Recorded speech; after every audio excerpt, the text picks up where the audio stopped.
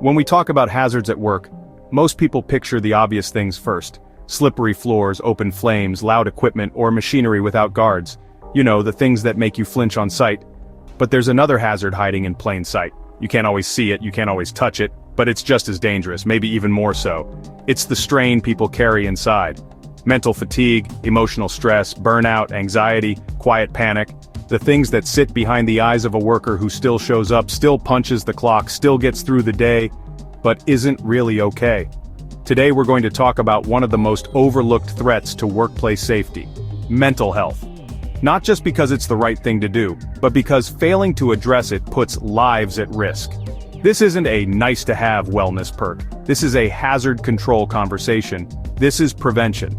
Let's start with something uncomfortable. A worker shows up for their shift. Let's say they're operating a forklift. They're running on 4 hours of sleep after staying up worrying about a sick parent. They're anxious, distracted, and tired. And just like that, they back into someone behind them. No intention, no malicious act, just one mental slip caused by personal stress carried into a professional space. That worker didn't need more PPE. They didn't need a refresher on the operating manual. What they needed was a workplace that understood mental strain can be just as dangerous as a faulty brake system. And here's the kicker. This isn't rare. Studies show that 85% of workers have experienced burnout, not once in their career, regularly. In fact, nearly half of all workers today say their mental health has worsened over the past year alone.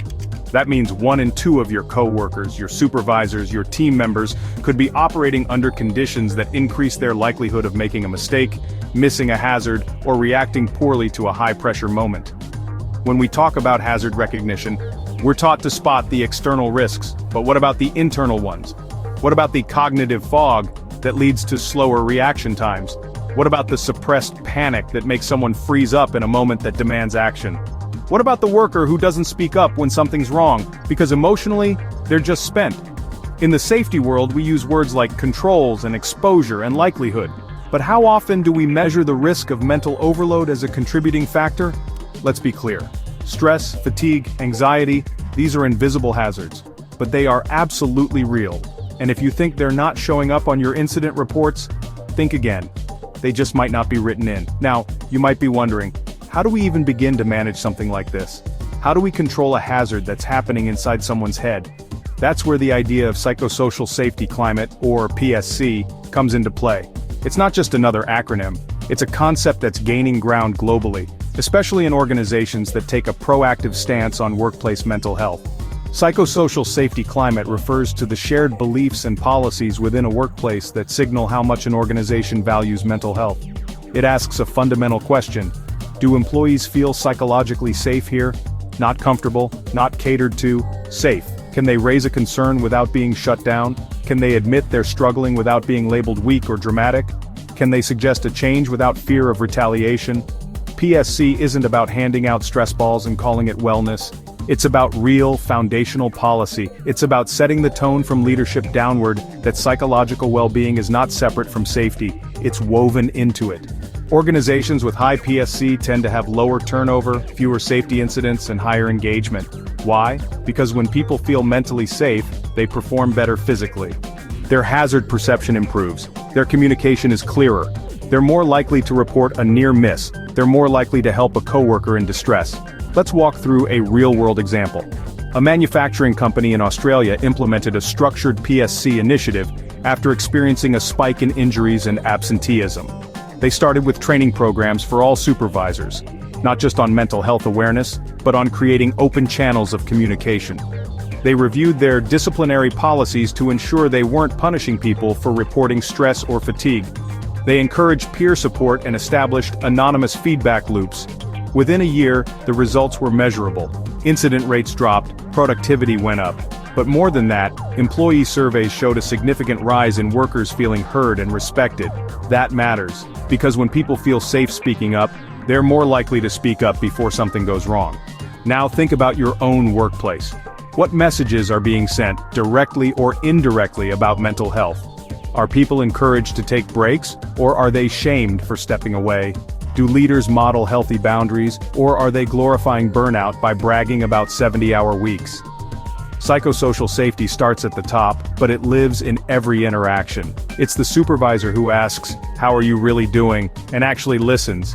It's the coworker who notices someone's been quiet for days and checks in. It's the company that treats mental health sick days with the same respect as physical injury leave. You might be wondering, what are some early warning signs that mental health might be undermining safety? Watch for increased mistakes, near misses, or hesitations on the job. Look for changes in behavior, withdrawal, irritability, or unusual silence. Pay attention to absenteeism or presenteeism when someone shows up but isn't mentally present. These aren't just performance issues, they're safety signals. Of course, it's not your job to diagnose anyone, but it is all of our jobs to care, and to create the kind of environment where people aren't afraid to say, "I'm not okay."